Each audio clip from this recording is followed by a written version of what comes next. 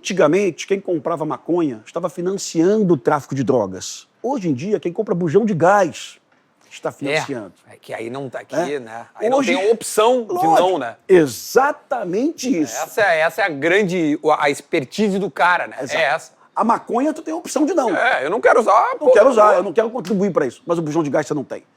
O sinal de internet é a mesma coisa.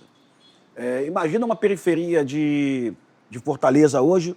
A cidade mais violenta do Brasil hoje é Maranguape, que é na região metropolitana de Fortaleza. É a cidade mais violenta do Brasil hoje. Imagina um morador de Maranguape que ele não quer ajudar o Comando Vermelho. Ele morre de raiva do Comando Vermelho. Ele odeia o PCC.